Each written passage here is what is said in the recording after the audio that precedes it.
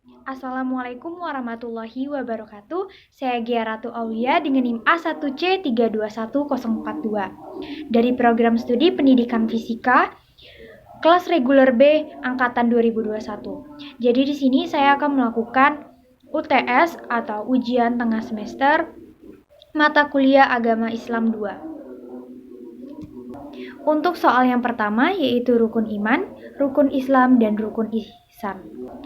Rukun iman sendiri terdiri dari 6. Yang pertama yaitu iman kepada Allah, yang kedua iman kepada malaikat, yang ketiga iman kepada kitab-kitab Allah, yang keempat iman kepada Rasul Allah, yang kelima iman kepada hari kiamat, dan yang terakhir iman kepada qada dan qadar. Untuk rukun Islam sendiri terdiri dari 5, yaitu yang pertama syahadat, yang kedua mendirikan sholat, yang ketiga mengeluarkan zakat, yang keempat puasa Ramadan, dan yang terakhir yang kelima menunaikan haji. Ihsan ini terbagi menjadi 4 macam. Yang pertama, ihsan terhadap Allah atau takwa. Ihsan terhadap Allah atau takwa.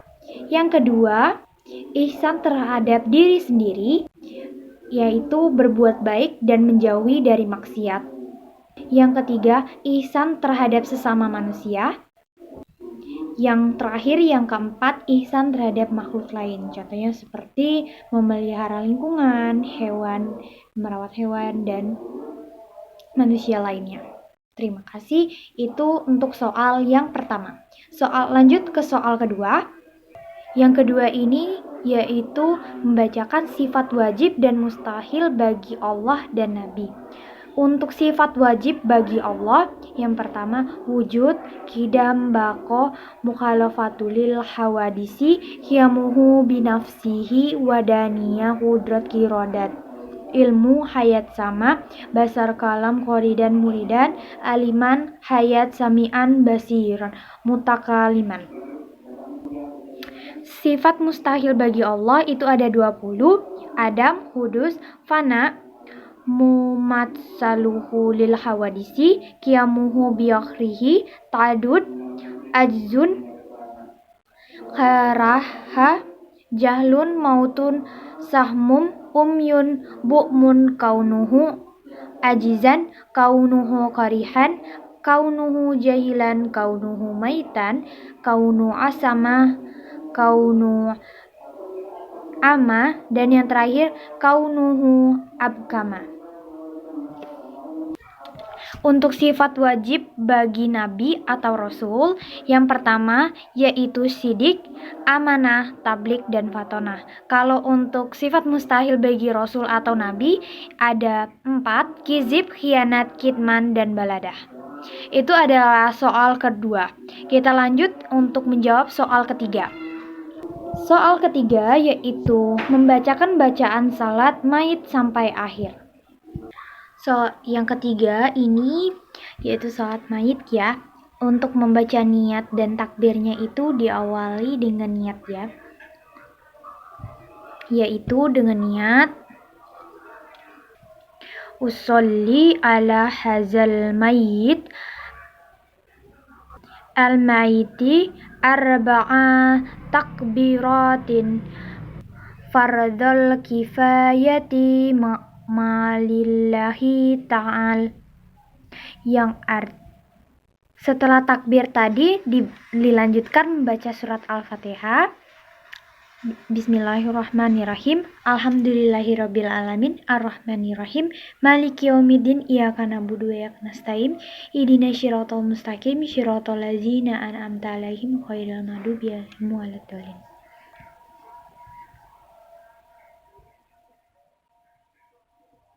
Adapun takbir kedua, Allahumma sholli ala Muhammad wa ala alihi Muhammad kama shollaita ala Ibrahim wa ala alihi Ibrahim Isaka Hamidum majidul lahu birika ala Muhammad wa ala ali Muhammad kama barakta ala sayyidina Muhammad wa ala alihi Ibrahim Itaka hamidum majid. Yaitu takbir yang ketiga. Takbir yang ketiga ini dengan bunyi Allahumma ghafir lahu warhamhu wa'afihi wa'fu anhu wa'arim nuzulahu wasiha mudghalahu waghsiluhu bil ma'i wassalji walubradi wa nafihi minnal qataya ka mana nafaita saubal ayyadhaminad nasi wa abdil hudaron khairan min darihi wa ahlan khairan min ahlihi wa zawja khairan min zawjihi wa azghilhu hul jannah wa aizhu min azabil qabri au min azabina binar. Dilanjut kemudian ada takbir keempat.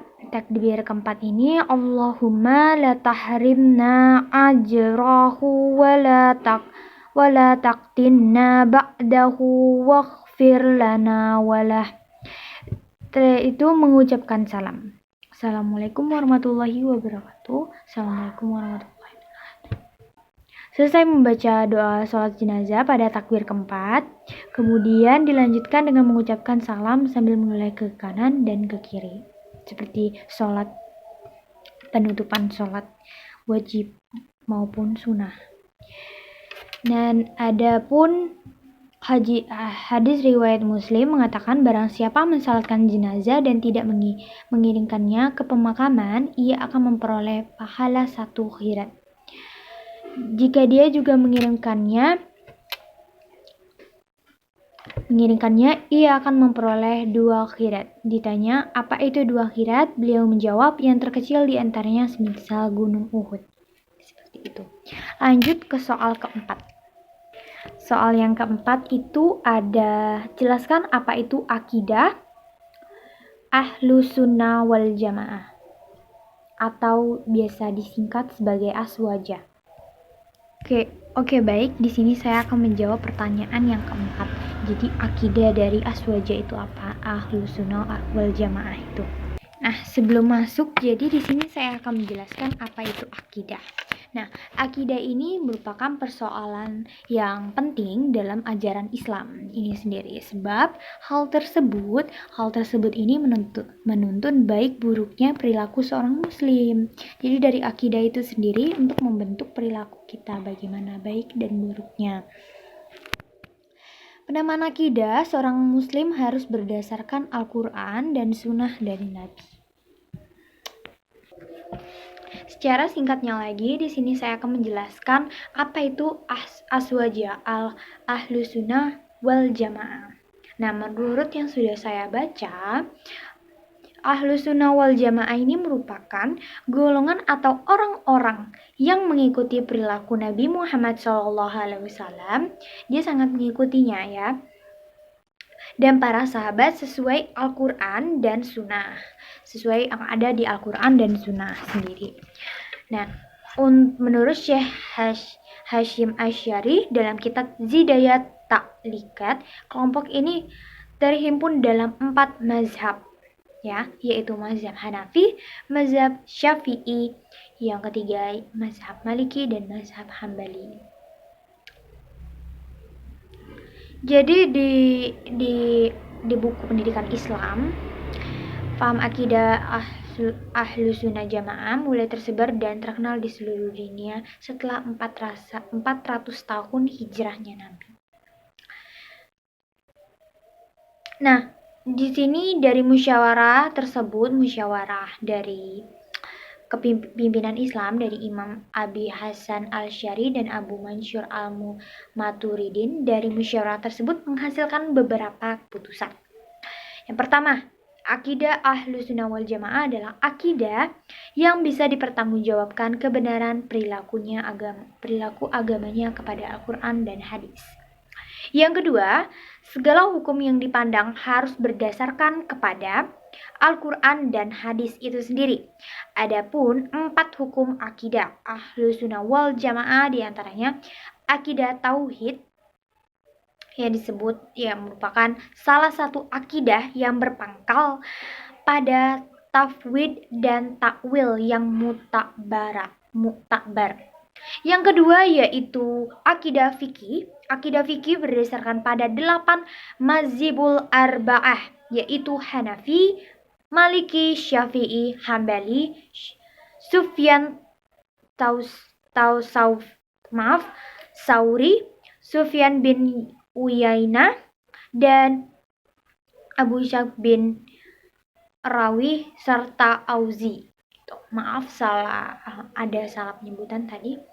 Lanjut, yang ketiga akidah negara, yaitu keputusan ijma umat yang menitik beratkan kepada kemaslahatan. Dan yang terakhir ini ada akidah tasawuf. Tasawuf atau biasa disebut dengan tarikat, apapun yang bersumber pada Al-Quran dan hadis sahabat Nabi yang dipandang benar. Seperti itu. Tujuan dari akidah ahlu sunnah wal jamaah ini ada banyak tujuannya. Ada memurnikan niat dan ibadah hanya kepada Allah Ta'ala. Yang kedua, memerdekakan akal dan pikiran. Yang ketiga, menenangkan jiwa dan pikiran, memiliki keteguhan dalam menghadapi setiap masalah. Jadi lebih gimana ya, untuk mempermudah dalam hidup gitu tujuannya. Yang itu membangun umat yang kuat, sebab umat yang memiliki akidah kuat akan selalu menegakkan agamanya bila terjadi suatu hal yang tidak diharapkan. Oke, soal yang keberapa tadi? Yang keempat tadi ya. Jelaskan apa itu akidah ahlus sunnah wal jamaah. Lanjut yang kelima, yaitu jelaskan apa hubungan Islam dan ilmu pengetahuan. Oke, menurut yang artikel yang saya cari, agama Islam telah memberi pilihan, memberi suatu choices, memberi pilihan dan panduan kepada manusia tentang jalan hidup yang akan kita lalui. Dengan ilmu pengetahuan dan manusia ini bisa hidup ya, manusia akan lebih bijaksana untuk memutuskan pilihan, choices. Jadi Nabi Muhammad SAW mengatakan bahwa ilmu tanpa iman merupakan bencana. Iman tanpa ilmu gelap, gitu. Jadi iman dengan ilmu pengetahuan itu berkaitan erat. Adanya iman itu pasti berkaitan erat juga dengan ilmu pengetahuan. Adanya ilmu pengetahuan, insya Allah pasti ada iman. Seperti itu. Dari 5 soal itu, hanya itu yang dapat saya sampaikan. Untuk penyebutan atau bacaan dalam yang tadi soal ketiga, yaitu melantunkan niat sholat mayit, membacakan sholat mayit. Maaf karena saya kurang hafal, jadi hanya itu yang dapat saya sampaikan. Kurang lebihnya saya mohon maaf. Wassalamualaikum warahmatullahi wabarakatuh. Saya akhiri. Terima kasih.